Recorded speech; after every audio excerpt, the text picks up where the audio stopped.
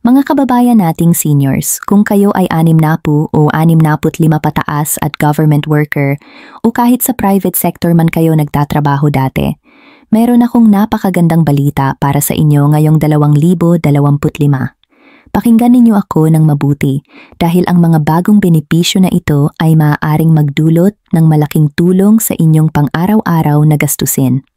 Alam ko na mahirap ang buhay ngayon, tumataas ang presyo ng bigas, ng gamot, ng kuryente at ng lahat ng pangangailangan. Pero huwag kayong mag-alala dahil ang gobyerno ay may paraan para tulungan tayo. Simula ngayong Setyembre 2025, mayroon ng bagong pension increase para sa mga SSS pensioners. And ito ay hindi basta-basta increase lang.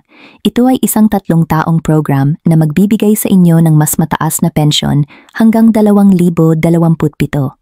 Para sa mga retirement at disability pensioners, makakakuha kayo ng 10% increase bawat taon na kapag pinagsama-sama ay umabot na sa 33% na dagdag sa inyong monthly pension after 3 years. Para naman sa mga survivor pensioners o yung mga naiwan ng yumaong miyembro, makakakuha kayo ng 5% increase bawat taon na magiging 16% total increase pagdating ng 2027. At ang pinakamagandang balita dito, walang dagdag na kontribusyon na kailangan ninyong bayaran. Automatiko na ito. Hindi na kayo magsusumite ng anumang aplikasyon o pupunta pa sa SSS office. Kung kayo ay qualified na pensioner as of August 31st, 2025, automatikong tataas na ang inyong pensyon simula Setyembre. Isipin ninyo kung kumikita kayo ngayon ng 4,923 piso bawat buwan pagdating ng Setyembre 2027, ito ay tataas na ng 6,548 piso. Yan ay dagdag na 1,625 piso kada buwan at kung isasama ninyo ang 3 taon, meron na kayong natatanggap na 41,145 piso na dagdag sa total. Diyos ko! Malaking tulong yan para sa gamot, sa pagkain, at sa lahat ng pangangailangan ng pamilya. Ngayon, magtaka siguro kayo kung paano ninyo malalaman kung ikaw ay qualified. Madali lang yan mga kaibigan. Kung kayo ay nag-retire na at tumatanggap na ng monthly pension mula sa SSS, automatic na kayo. Kung kayo ay may disability at tumatanggap ng disability pension, kasama rin kayo. At kung kayo ay survivor o dependents ng yumaong SSS member, kasama rin kayo sa programa na ito. Ang importante lang ay buhay pa ang inyong pension status as of August 31 ng bawat taon. Ibig sabihin, kung active kayo ng August 31, 2025, makakakuha kayo ng increase sa Setyembre 2025. Kung active kayo ng Agosto 31, 2026, makakakuha kayo ng isa pang increase sa Setyembre 2026. At ganun din sa 2027. Pero tandaan ninyo, kailangan updated ang inyong bank account details at kailangan din ninyong sumunod sa Annual Confirmation of Pensioners o ACOP. Yan ang proseso kung saan kino-confirm ng SSS na buhay pa kayo at aktibo pa rin ang inyong account. Kung hindi kayo makaka-comply sa ACOP, maaaring ma-hold ang inyong pensyon kaya pakiusap lang tuwing birth month ninyo, pumunta kayo sa SSS branch o gawin ninyo online kung marunong kayo. Madali lang yan at maiiwasan ninyo ang abala. Sa pagdating ng payout schedule, alam ko na laging naghihintay kayo ng eksaktong petsa kung kailan darating ang pera ninyo. Para sa SSS, ang payout ay nakadepende sa second to the last digit ng inyong SSS number.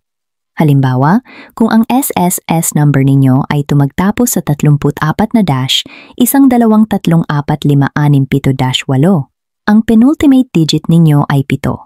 Karaniwang ang mga pensyon ay nire-release kada simula ng buwan at ang eksaktong araw ay nakadepende sa grupo ng inyong numero. Pero simula ngayong Setyembre 2025, dahil sa pension increase, ang lahat ng eligible pensioners ay makakakuha ng increased amount na sa kanilang regular payout date. Kung kayo ay gumagamit ng direct bank deposit, mas mabilis ang kredito ng pera ninyo. Kung kayo naman ay gumagamit ng UMed ATM card, makikita ninyo rin ang dagdag na amount sa inyong ATM balance. At kung kayo ay tumatanggap pa ng mail checks, makikita ninyo rin ang increased amount sa check na darating sa inyo. Ang importante, siguruhing updated ang inyong contact details at bank information para walang aberya. Kasi kung mali ang account number ninyo o expired na ang inyong ATM card, maantala ang pera ninyo. Kaya please, puntahan ang SSS office o mag-update online para sigurado. Ngayon, pag-usapan naman natin ang GSIS pensioners, yung mga government workers na nag-retire na. May mga balitang lumalabas na may malaking increase daw na 18,000 at 500 piso monthly pension para sa lahat, pero kailangan nating maging maingat dito dahil wala pang opisyal na announcement mula sa GSIS tungkol sa eksaktong amount na yan. Ang totoo ay ang GSIS ay nag-release ng mga increases in the past, pero hindi pare-pareho ang halaga para sa lahat. Ang pensyon ninyo ay nakadepende sa inyong years of service, salary grade, at average monthly compensation ninyo sa huling 3 taon ng inyong trabaho. Kaya ang isa ay maaaring makatanggap ng 5,000 piso buwanan at ang isa naman ay maaaring umabot ng 100,000 piso o higit pa. Depende sa kanilang posisyon at kontribusyon. Pero kahit papaano, ang minimum GSIS pension ngayon ay 5,000 piso at kung may mga increases man na darating, makakaasa tayo na tutulong ito sa ating mga gastusin laban sa inflation. Ang inflation ngayon ay umabot na ng 6% o higit pa, kaya ang bawat karagdagang piso ay napakahalaga. Para sa payout schedule ng GSIS, mas simple ito kumpara sa SSS. Ang GSIS ay nag-release ng pension every 8th of the month.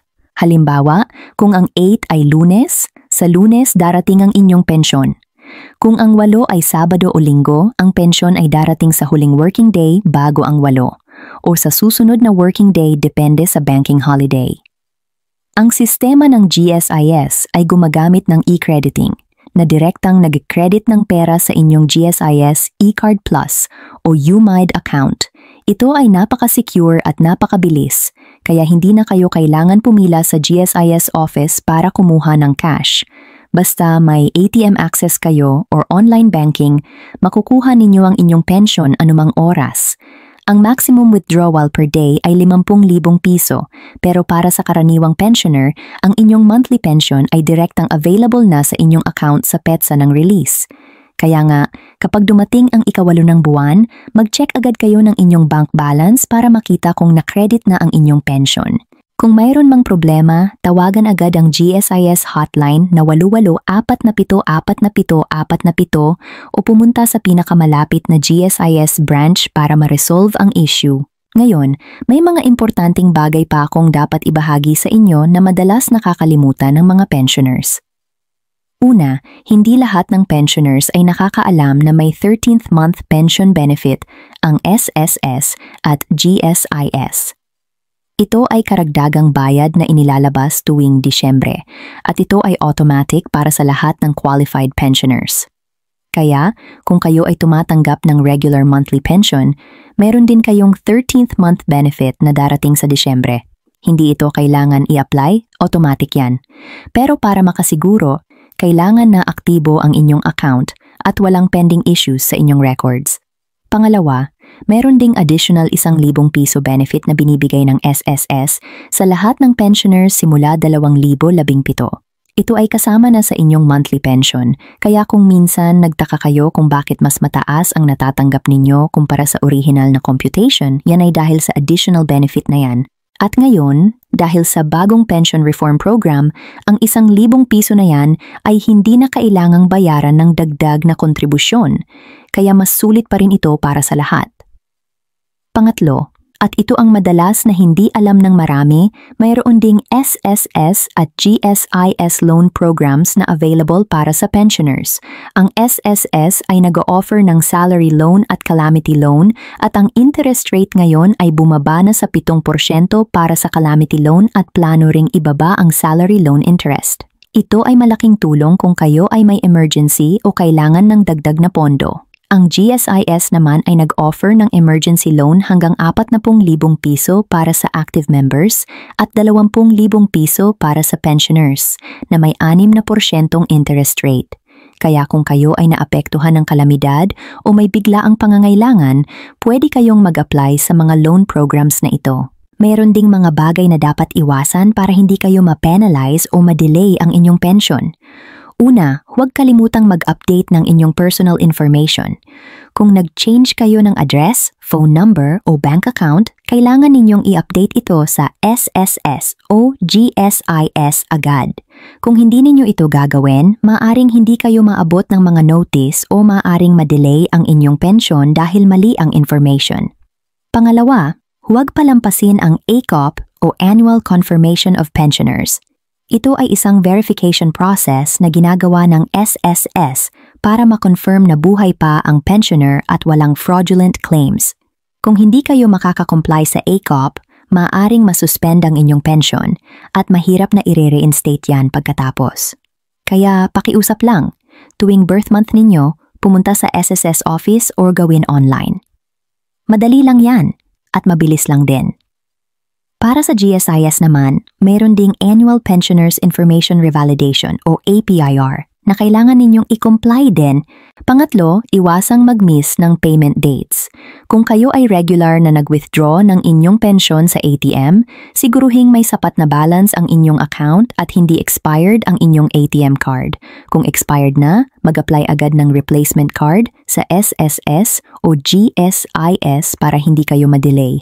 At pang-apat, iwasang magbigay ng inyong personal information sa mga scammers. Maraming ng scam ngayon na gumagamit ng pangalan ng SSS o GSIS para manghihingi ng personal information o pera. Huwag kayong magtitiwala sa mga text messages or phone calls na nag-o-offer ng instant benefits o nag-a-ask ng ATM PIN o bank details. Ang SSS at GSIS ay hindi nag-request ng ganong information through text or phone call. Kung may tanong kayo or may doubt, pumunta personally sa SSS o GSIS office para makasiguro. Ngayon, pag-usapan natin ang possible tax implications ng inyong pensyon. Ang magandang balita dito ay ang inyong monthly pension mula sa SSS o GSIS ay tax-free. Ibig sabihin, ang buong amount na natatanggap ninyo ay sa inyo na lahat, walang bawas na tax. Ito ay nakatulong na malaki para sa mga retirees na umaasa lang sa pensyon bilang main source of income. Pero kung meron kayong ibang income sources like rental income, business income, o interest from investments, ang mga yan ay subject to tax pa rin. Kaya kung kayo ay may multiple income sources, kailangan pa rin ninyong mag-file ng income tax return. Pero para sa pension income lang, walang problema, tax-free yan. At dahil dito, ang buong amount ng inyong pension increase ay mapupunta din sa inyo without any deduction. Kaya, kung ang pensyon ninyo ay tataas ng 1,625 piso pagdating ng 2,027, yan ay 1,625 piso na dagdag sa inyong bulsa. Walang bawas. May mga tips din ako para sa inyo kung paano ninyo ma-maximize ang inyong pensyon at paano makakatipid kayo. Una, gumawa ng budget plan. Alam ko na mahirap magtipid lalo na kung limited lang ang kita. Pero kung gagawa kayo ng simple budget plan, makikita ninyo kung saan napupunta ang inyong pera at kung saan kayo makakapag-save. Halimbawa, kung ang pensyon ninyo ay 5,000 piso, i-allocate ninyo ng maayos. Siguro 2,000 piso para sa pagkain, 1,000 piso para sa utilities, 1,000 piso para sa gamot, at 1,000 piso para sa emergency fund. Kung may natira, pwede ninyong i-save yan o ipambili ng mga kailangan na hindi urgent. Pangalawa, kumuha ng discount cards. Bilang senior citizen, mayroon kayong karapatan sa 20% discount sa medicines, groceries, at transportation. Kaya gamitin ninyo ang inyong senior citizen ID para makatipid. Pangatlo, kung kayo ay may mga sakit o nangangailangan ng regular check-up, mag-avail ng PhilHealth benefits. Ang PhilHealth ay nag-cover ng maraming medical expenses, kaya huwag palampasin ang mga benefit na yan. At pang-apat, kung kayo ay may extra income o lump sum na natanggap, mag-invest kayo ng maayos. Pwede kayong mag-invest sa government bonds o sa GSIS retirement loan programs na may mataas na interest at secure. Huwag lang kayong mag-invest sa mga investment schemes na too good to be true dahil baka ma-scam lang kayo. Para sa mga nagtatanong kung paano mag-apply sa SSS or GSIS pension, let me explain ng simple. Para sa SSS, kailangan ninyong maging member at nag-contribute ng at least 120 months or 10 years. Kung umabot na kayo sa retirement age na 60 or 65 taong gulang depende sa inyong status, pwede na kayong mag-file ng retirement claim. Ang documents na kailangan ninyo ay SSSID o UMID, birth certificate, valid ID, at kung may dependents kayo, kailangan din nila ng birth certificate. Pwede kayong mag-apply online through My SSS portal o pumunta kayo personally sa SSS branch. Ang processing time ay mga 2 hanggang 3 buwan, kaya mag-apply na kayo in advance para hindi kayo madelay. Para sa GSIS naman, kailangan ninyong maging government employee at nag-contribute ng at least 15 taon. Kung nag-retire na kayo at umabot na sa retirement age, pwede na kayong mag-file ng retirement claim. Ang documents na kailangan ay GSIS e-card, service records, birth certificate, at valid ID. Pwede din kayong mag-apply online o pumunta sa GSIS office. Ang processing time ay katulad din, mga 2 hanggang 3 buwan. Huwag ninyong kalimutang mag-check regularly ng inyong pension account. Pwede ninyong gawin ito through My SSS portal para sa SSS members o GSIS Touch app para sa GSIS members. Dito makikita ninyo ang inyong pension history, ang mga previous releases at ang updates sa inyong account. Kung may mga discrepancy o errors, pwede ninyong i-report agad para ma-resolve. At kung may mga tanong kayo o kailangan ninyo ng tulong, huwag kayong mahiya na tumawag sa SSS hotline na 1455 o sa GSIS hotline na 88474747. Ang mga customer service representatives ay nandyan para tumulong sa inyo. O kung mas komportable kayo na personal na pumunta, mayroon silang mga branches sa buong bansa na bukas from Monday to Friday. Sa pagtatapos, mga kababayan nating seniors, ang mensahe ko sa inyo ay huwag kayong mawala ng pag-asa. Alam kong mahirap ang buhay ngayon, pero ang gobyerno ay nandito para tumulong sa atin. Ang mga bagong pension increase na ito, ang mga loan programs, ang mga discount benefits, lahat ng ito ay ginawa para sa atin. Kaya gamitin natin ang mga benepisyo na ito ng maayos at huwag nating palampasin. I-claim ninyo ang inyong pension, i-update ninyo ang inyong records, at mag-comply kayo sa mga requirements. Dahil ang mga benepisyo na ito ay resulta ng inyong pagod at pagsusumikap nung kayo ay nagtatrabaho pa. Ito ay karapatan ninyo at deserve ninyo ito. Kaya pakiusap lang, ibahagi ninyo ang information na ito sa inyong mga kaibigan, mga kapitbahay, at mga kamag-anak na senior citizens din. Maraming hindi nakakaalam ng mga updates na ito, kaya tayo-tayo na lang ang magtulungan para lahat ay makakuha ng tamang benepisyo. Maraming salamat sa inyong pakikinig at sana ay nakatulong ang video na ito sa inyo. Hanggang sa muli, mag-ingat kayo palagi at Diyos ay laging sumainyo. Mabuhay ang mga senior citizens ng Pilipinas.